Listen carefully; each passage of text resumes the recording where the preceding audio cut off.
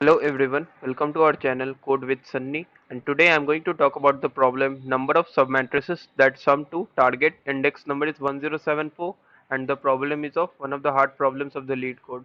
Okay, so let's discuss the problem now and then we are going to find out the best solution of this problem. Given a matrix, 2D matrix and a target value, and we have to return the total number of non-empty submatrices that have the sum equal to the target value that is given to us. Okay, and the submatrix definition is given here now. Okay, and we have to count the total number of distinct non-empty submatrices that is going to have the sum equal to the target. Okay, so let's first understand what is the submatrices that we need to calculate, that we need to take care of that. Okay, so basically if we have a matrix, 2D matrix given like this one, and we need to have the submatrices having non-empty value, you can say it would be like a single matrix also, or you can have a submatrix of this type. This is basically a square matrix, but it need not to be a square matrix. You can have a matrix like this one also. This is also submatrix of this given 2D matrix, and you can have a submatrix of this type also. Okay, we need to encounter every submatrices. Okay, so let's move further to find out the constraints of this questions also, because sometimes it may be useful for finding out the solution of this problem. So matrix length, that is going to be like a number of rows is up to 100, and number of columns is going to be like up to 100. So we can have a O of n into m solution, or you can have a number of iterations up to 10 power 6 like O of m into n square solutions. So we can think of that. Okay, and matrix values varies up to minus 10 power 3 to 10 power 3, and the target goes up to this range. Okay, so let's move further to find out a variation of this problem that is going to help us to solve this problem in the best possible way and find out the best solution of this problem also. So let's move further. Okay, so suppose we have been given a linear array rather than a 2D array, and we have been asked to find out the total number of sub-arrays whose sum is exactly equal to the given target value, that is k. I am going to talk about k equal to 3, that is sub-array sum equal to 3, and we need to find total number of sub-arrays of with the sum is equal to 3. Okay, so you can see in this array we have the sum equal to 3 for this sub-array and for this single sub-array also. Okay, so we can find this total number of count of sub-arrays whose sum is exactly equal to 3 easily with the help of, you can say, a mapping of prefix sums. Okay, so it is basically the simple approach that we need to maintain the prefix sums for the array starting from the leftmost side, or you can also start from the rightmost side of the array also, and at every you can say at every step just find the prefix sum and just check it out. If that sum minus the target value is already encountered previously while iterating through the array of prefix sums, then we can increment our answer with that value. Let's call it as map is called as mp of sum minus k. Okay, now let's understand how this is going to happening over here. Okay, so let's say we have this 1. Okay, 1 and this 2 and this 3, and if we are going to iterate through the prefix sums, it is like 1, and then we are going to encounter 3, and then we are going to encounter 6. Okay, so if we have this let's call it as prefix sum up to this one is as s1, and let's call it as prefix sum up to this one as s2, and if s1 plus k, that is s1 plus target value, is again encountered, or you can say is found as later on in my prefix array as s2, we can easily say there exist elements whose sum, there exist elements between s1 and s2 whose sum is going to be exactly equal to this value k, and we can easily find the total number of that sub-arrays using help of this unordered map, or you can say a simple map also. You can easily calculate efficiently with just storing the prefix sum of the values of the array. Okay, so this was a basic 1D approach, and using this slight modification, or you can say using this idea of this 1D approach, we can approach this our actual problem, that is total number of count of sub matrices whose sum is exactly going to coincide with the target value that is given to us. Okay, so let's find it out how this solution, how this problem, how this approach is going to help us for my actual problem. Okay, so let's move further. Okay, so let's talk about my actual problem for this 2D matrix, how my previous approach for a 1D array is going to help in this problem. Okay, so frankly speaking, when I've encountered this problem, I was just thinking like, why not maintain for a particular submatrix, like let's say this is a submatrix, and why not fix this one of the cells, that is, let's say top, okay, sorry, bottommost right corner of this submatrix, and let's say I'm going to fix this cell, and I am going to search for total number of that submatrices whose top left corner is going to be like fixed, that is, I'm going to iterate and find out how many there are total top left sub corner of this submatrix whose such that there the sum of this entire submatrix is going to coincide with this target value, which is k, that is going to be given to us.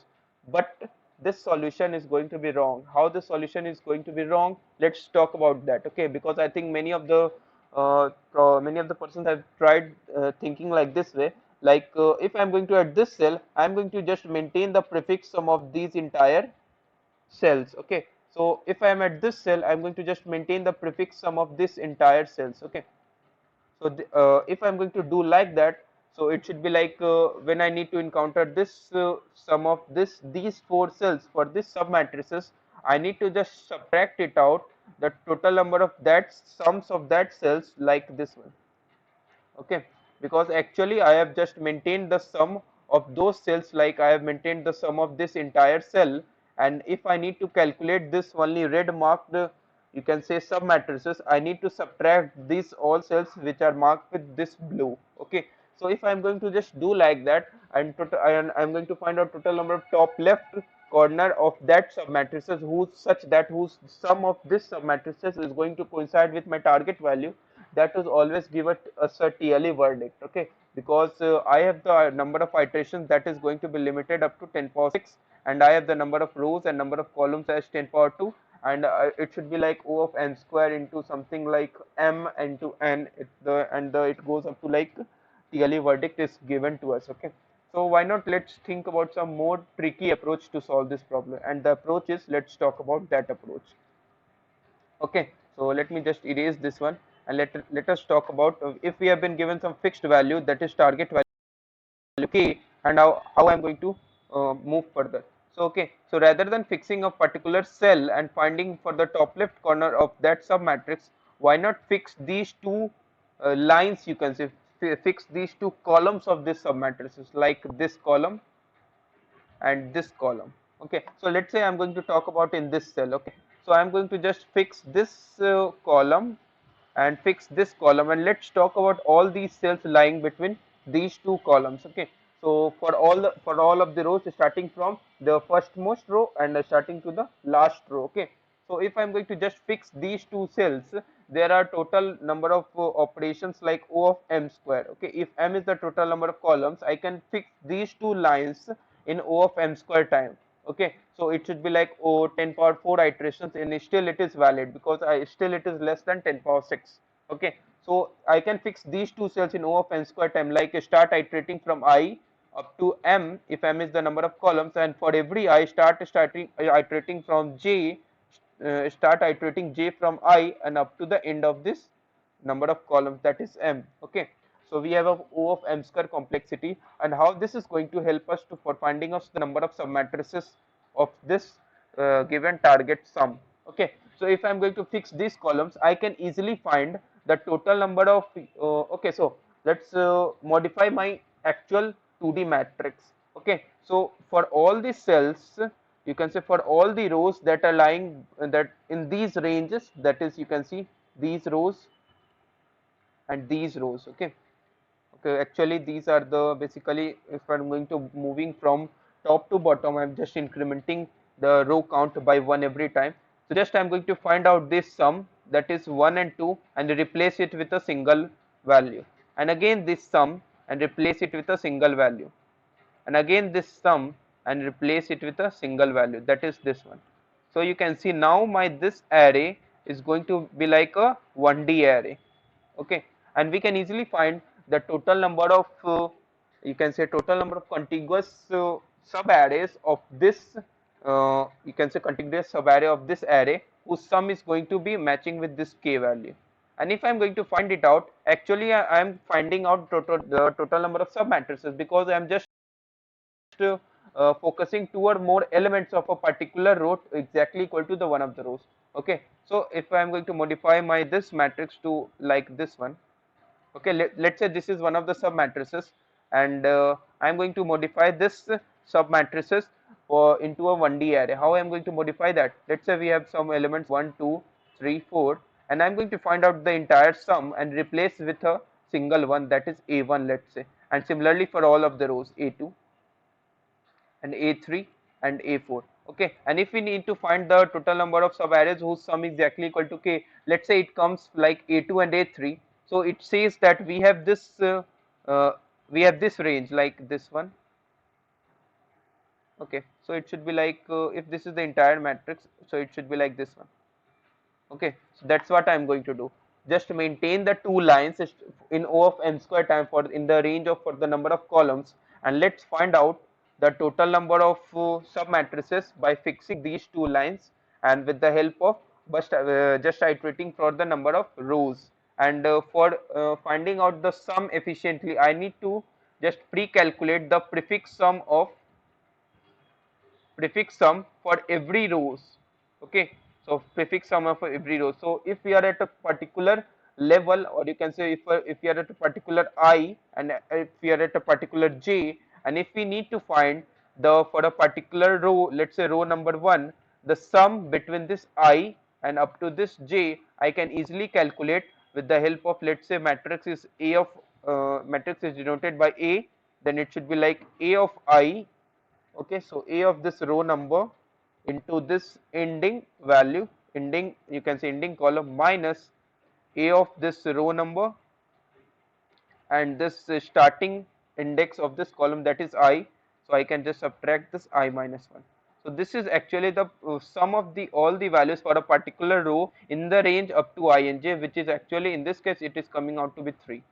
Okay, so if we calculate the number of sub matrices, we can easily calculate with the help of this prefix sum and starting for iterating for the lines that I have fixed over here for the number of columns. Okay, so this is going to be very much helpful because I am just converting the 2D array into my 1D array between the given two columns that I have specified. Okay, so rather than I am going to just fix one particular cell, I am going to just fix these two lines. Okay, this can be very much helpful. So let's move further to analyze the solution with the help of code.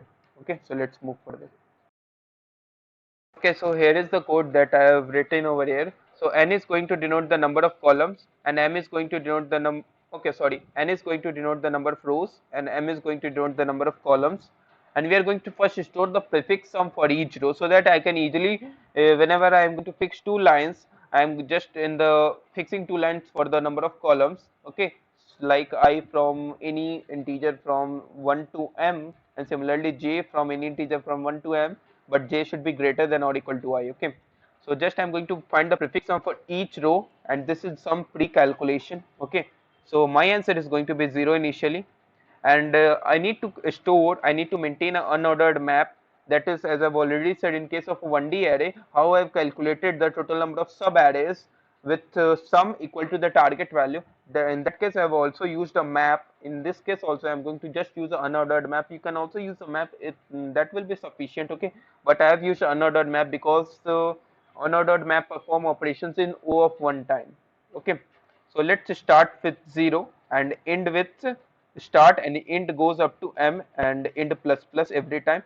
That is, I have the two lines between this start and between this end, and I need to calculate the prefix sum for each row between these two lines, or you can say between these two columns.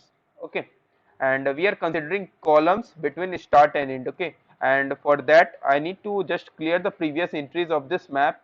Okay, and I need to push this 0 first, because sometimes like I need to have this entire row, like our sub matrix is like is like including this entire row. If I'm going to just include this entire row, I have this sum like entire sum, and for that I need to find out the answer. I need to just push up the MP of 0, that is increment MP of zeros count by 1. Okay, so if you are not going to understand this, no need to worry about. Once you are going to solve this question of also like total number of arrays sum whose total number of arrays whose sum is exactly equal to k, In that case, we are also going to use this important fact. Okay, so for this now I have used this sum, which is actually the, let's say, or call it as current sum, or you can also call it as prefix sum up to this current index I. Okay, let's start from I equal to 0, and it goes up to I equal to n, and it is like just I'm going to find out the prefix sum between these two lines for every row. Okay, one by one. Okay, so just find out the current prefix sum up to this particular index I. Okay, so this entire statement you can see is actually the prefix sum for this particular row up to this particular row. Okay, so just sum is going to be added up to this one. So actually this current is going to be like current sum of this particular row, and this sum, when current is added to this sum, it is actually becomes the prefix sum up to this particular row. Okay, so our answer would be incremented, that is total number of count of sub matrices will be incremented when we have found the entry of sum minus target value. As I've already explained in the 1D array how this is going to work, here also I'm going to use the same fact. Okay, and we need to increment the entry of MP of sum, that is MP of my current prefix sum that I found, so that whenever we found the again the same prefix sum, our answer should be incremented by that value. Okay, so finally return the answer. Let's submit this code and check it out if this is an efficient solution or not. Okay, yes, it is good. So if you have any doubts, do let me know in the comment section of the video, and I will ask the viewers to like this video, share this video, and do subscribe to our YouTube channel for latest updates. Thank you for watching this video.